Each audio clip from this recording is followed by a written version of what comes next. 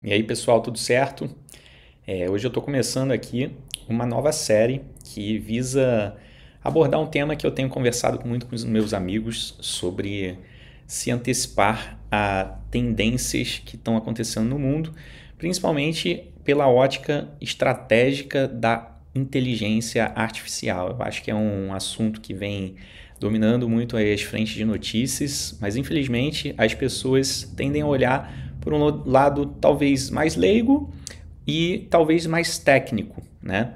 E não se aprofundando pela ótica da estratégia, que é algo que eu acho que é extremamente importante da gente estar atento, justamente porque se a gente conseguir se posicionar estrategicamente, a gente consegue tomar melhores decisões e muitas vezes antever o que vem pela frente, né? Entendendo todo o contexto geral de como essas empresas de inteligência artificial estão se enraizando de uma forma talvez até perigosa no nosso mundo, né? A gente consegue perceber como grandes figuras do mundo, como talvez Elon Musk, Mark Zuckerberg, Sam Altman, que é o CEO da OpenAI, eles estão se articulando de uma forma extremamente importante pelo ponto de vista de empresários, para que eles possam ter acesso a informações que muitas vezes nós, como pessoas distantes desse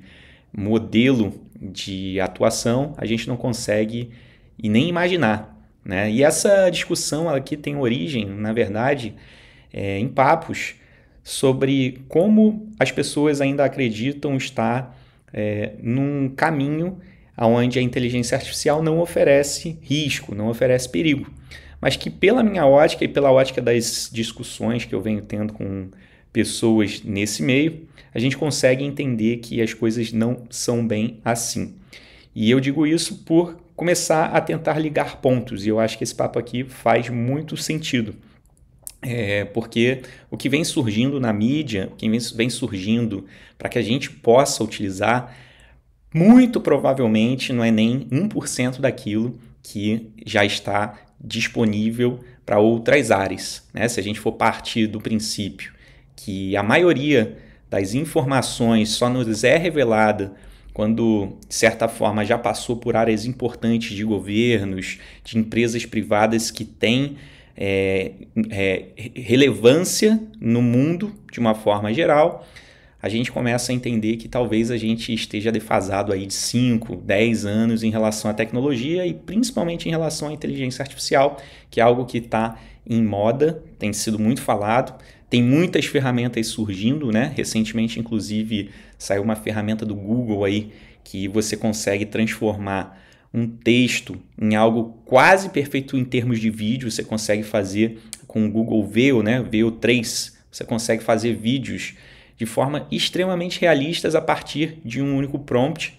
Inclusive, as pessoas estão temendo que a indústria cinematográfica comece a ter mudanças, justamente porque filmes geralmente custam bilhões e no fim das contas as pessoas estão conseguindo fazer efeitos de vídeo, vídeos que independam de pessoas com uma qualidade absurda por talvez milhares de reais, né? Ou até menos, né?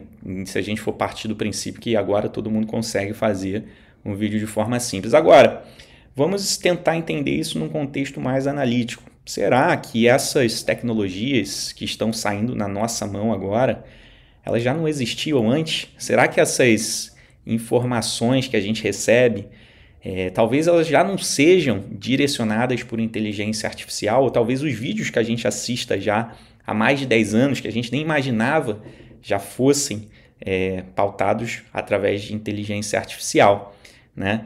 Então, a gente começa a observar o mundo de uma ótica completamente diferente, tentando saber se a nossa realidade ela já não foi trazida para a gente da maneira como grandes pessoas do cenário global quisessem naquela época, né?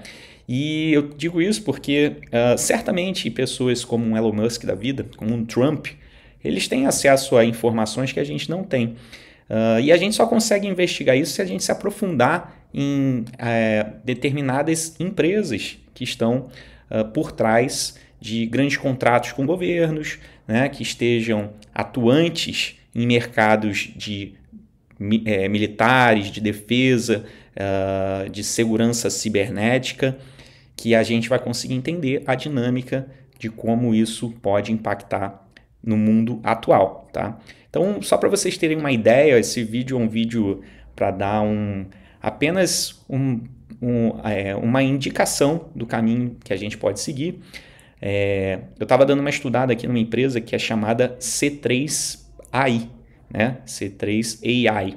Essa empresa, que é uma empresa que possivelmente a maioria das pessoas nunca ouviu falar, ela é da Bolsa de Valores americana, porém, ela, diferente de grandes empresas aí como OpenAI, como o próprio Google, que tem ali o Gemini, que trabalha já muito forte ali na ótica da inteligência artificial chegando, né, nas pessoas comuns.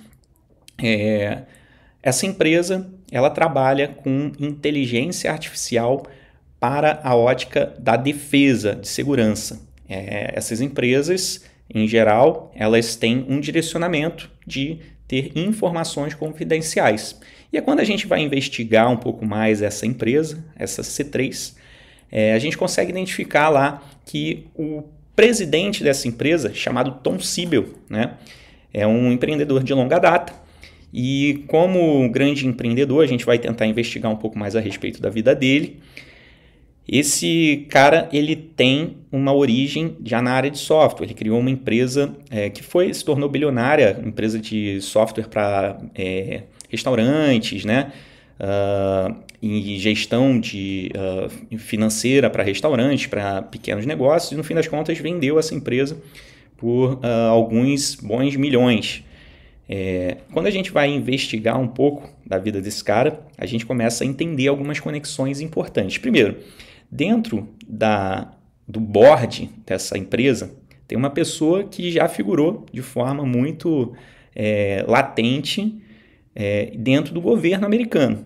Né? Essa pessoa se chama Condoleezza Rice, né? Que é uma pessoa diretamente associada aí ao governo, já trabalhou dentro do governo, e isso mostra como essa empresa ela tem pessoas participantes dela que talvez a gente ainda não saiba a importância que ela traz, né? Então, quando a gente vai investigar um pouco mais a respeito da história desse Tom Siebel, a gente chega numa informação bem relevante, que é que ele já escreveu um livro, tá? Que se chama lá Transformação Digital. E deixa eu até lembrar aqui o nome certinho, ó. Digital Transformation, Survive and Thrive in an Era of Mass Extinction. Ou seja, transformação digital, sobreviva e cresça numa era de extinção em massa. Né? Então, olha aí o nome poderoso. Por que esse cara está falando algo a respeito disso? Né? Possivelmente porque ele tem algumas informações que a gente não tem. Quando a gente vê aí grandes milionários construindo bunkers, quando a gente vê grandes empresários financiando uma nova corrida espacial, a gente começa a entender que essas conexões elas podem ser muito reais, porque às vezes a gente está diante aí de alguma ameaça maior que a gente não tenha noção, ou pelo menos que esses caras saibam de informações que a gente não tem. Né? Recentemente aí a gente viu que o próprio governo britânico começou a se preparar de uma forma mais dura para uma possível nova grande guerra. Como é que será que isso está sendo tratado, né, diante do cenário que não aparece para a gente, né, das pessoas ocultas, digamos assim, do estado profundo, né? Então, essa é só uma palhinha aí das informações que a gente pode trazer. Eu acho que existem diversas maneiras de abordar esse tema, mas que no fim das contas, quando a gente faz as conexões, elas permitem com que a gente consiga se aprofundar e entender um pouco mais o mercado, que no fim das contas vai levar a gente a ter um melhor posicionamento até mesmo na hora da gente produzir novos produtos. Porque se a gente conseguir identificar o que cada uma dessas empresas estão tratando, a gente talvez consiga muitas vezes enxergar o mercado, né, de uma forma antecipada e lançar algo que faça sentido para que a gente consiga ganhar até mesmo mais dinheiro, tá? Então, dessa vez eu vou ficar com esse vídeo por aqui, mas eu espero que vocês comecem a acompanhar essa nova jornada, porque vai ser uma jornada investigativa atrás de empresas, empresários, pessoas do governo, de uma forma global. O que será que esse cenário, por exemplo, impacta no Brasil? O que será que isso tem de consequência para demandas reais da gente, né? Então, eu acho que vale a pena a gente tratar desses assuntos para que a gente possa estar sempre atualizado, beleza? Caso você tenha gostado desse vídeo, vamos nos conversar, siga aí e vamos bater um papo mais pessoal. Grande abraço!